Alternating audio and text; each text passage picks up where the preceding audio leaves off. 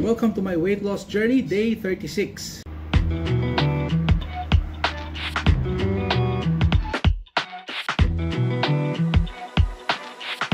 So first meal of the day natin, yung leftover lang natin na zucchini pasta kagabi at saka avocado smoothie.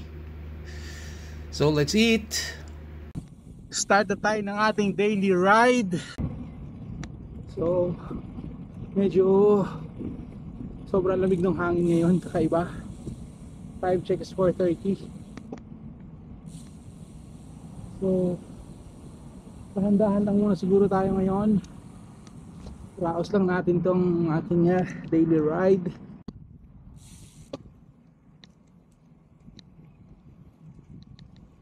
So na simula na tayo ng ating first round. Natin na tayo sa starting round.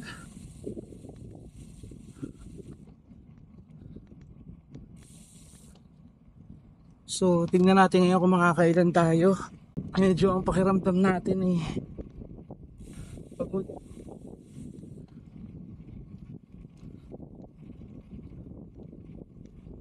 So push lang natin ng konti, huwag masyado. So tapos na po tayo ng ating first round. Papasok na tayo ng sa ating second round. So shoutout muna. Siyempre, shoutout pa rin sa ating mga subscribers. Shoutout po sa inyo lahat. Salamat po sa support nyo. Doon po sa mga bagong subscriber natin, welcome po. Meron tayong bagong subscriber from Houston, Texas sa USA, sa US. Positive vibes. Bro, shoutout sa iyo. Salamat sa support mo. At saka kay sana tama yung pangalan, si Kasaklay sa ng Canada naman. I'm not sure kung saan part siya ng Canada, pero subscriber from Canada. So bro, mga master, shoutout sa inyo. Thank you po sa lahat ng mga viewers. Yung mga hindi pa nakaka-subscribe, subscribe na po. Salamat po sa inyo lahat. Parang habang patagal ng patagal, pagrabe yung hangin dito. Ayan, nakikita niyo yung mga talahib na talagang salubong tayo.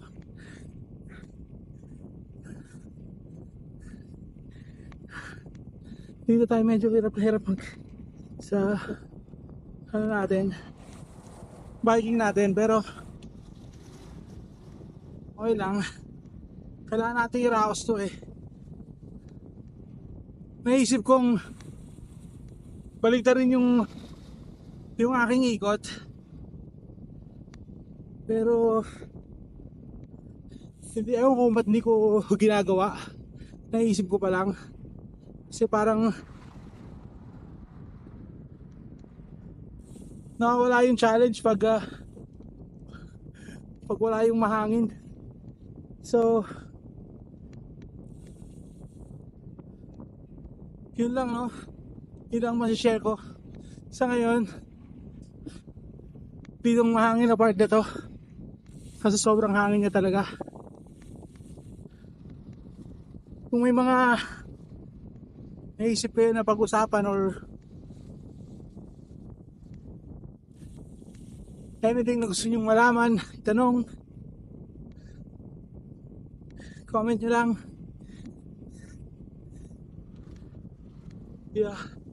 Para tulong nyo na sa akin, para at least may mapag-uusapan tayo.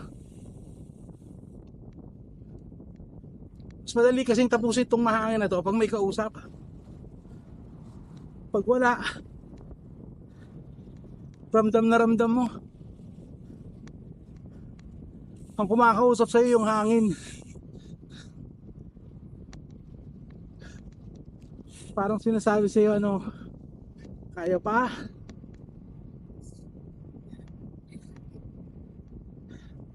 So, yun na lang muna for now. Bike muna ulit tayo, kausapin ulit natin yung hangin. Helicopter. Papasok na tayo ng ating second round. Pangatlong ikot na tayo. Grabe yung hangin ngayon. Kahit saan mahangin. So, ano lang natin, i-chill right lang muna natin. Enjoy natin tong hangin na to. Kasi ang problema sa akin, pag tumitingin ako to sa may by computer ba tawag dyan, or cyclocom ba, whatever, by computer. Pag nakikita ko kasi yung speed ko na, uy, ang bagal mo ah, bilisan mo, kaya naman. So nagiging tendency na sometimes I overdo it para lang habulin yung speed for no reason at all. So ngayon, enjoy lang natin yung hangin. Magano tayo, pasyal ride tayo ngayon. Importante makatagal tayo nang hindi tumutukod. Okay, so hindi na natin check a fourth round kung may kaya pa. Kung kaya pa ng legs natin. Medyo pagod yung legs natin eh. Dito ulit tayo sa may mahangin na part. Sobrang hangin eh. Parang nililiko ng pusa yung aking hinahangin yung manibela. Dito, enjoy lang natin to. Malamig yung hangin eh. So kahit mabagal, importante umaandar.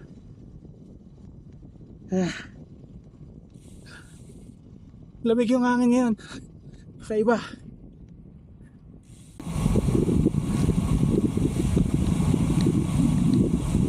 Tapos na tayo sa pangatlo.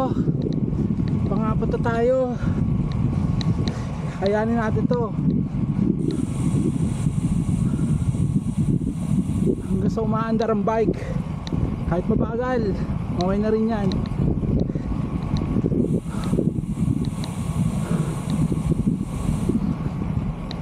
Hindi naman to karera eh. Ano naman to eh, losing weight lang naman eh. Bakit ba ako napipressure? So ito na, mga apat na tayo.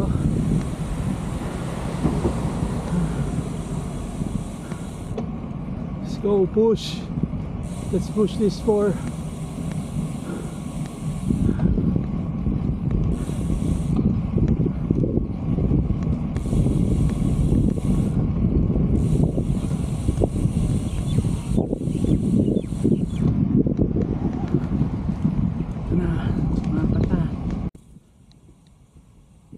So ito na, patapos na tayo ng ating fourth round.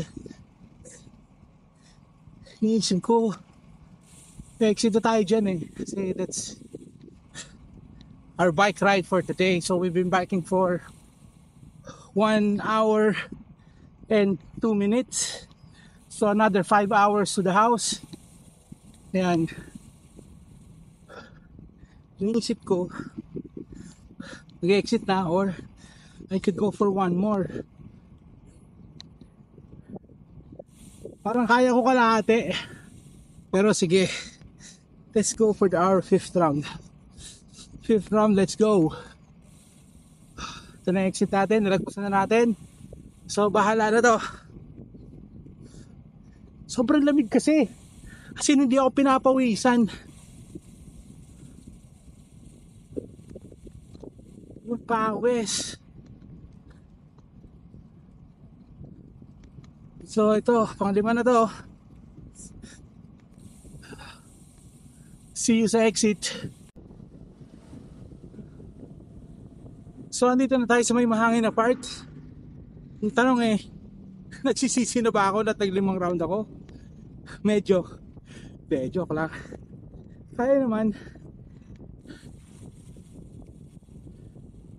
Hindi ko naman ipupush yung speed dito eh. Kahit bumaba yung speed natin ng 17, 16, okay lang. Hindi yung makarera to eh. So grabe yung hangin. Whew. So see you at the exit. Ito na, patapos na tayo ng ating 5th round. Nairaos din natin yung ating pang-5 ikot. To think na kanina talaga tamad na tamad ako magbike. I'm finding a reason not to ride today. Kasi tamad na tamad ako, parang gusto matulog, ganito, ganyan. Naisip ko, sabi ko sige, okay lang yan, 2 ikot, 3 ikot. Hindi mo makalain, nakalima pa tayo. So, salamat talaga sa inyong mga nanonood, sa viewers natin, sa mga subscribers natin. Sabi ko kasi, pag hindi ako nagbike, nakakahiya naman sa mga, kung meron mang sumusubaybay sa atin, nakakahiya naman. Kumbaga, baka mawalang saysay yung suporta nyo sa atin. So kaya, salamat po sa inyong lahat. Pa-like, share, subscribe. So, ano yan, uwi na tayo. Prepare na tayo ng dinner. Hello po. Uwi na tayo. Medyo gabi na ng konti. Dumidilim-dilim na. Wala tayong ilaw. So, see you at home. So ayan na, finally we're home. Sarap nun. Sarap ng feeling nun after. It's very rewarding, you know. Thank you, Lord, for our safe ride. Until tomorrow ulit. So ang meal natin for this evening is fried fish and ampalaya salad on the side. So that's our dinner for today. Let's eat. So now let's see how much weight did I lose today.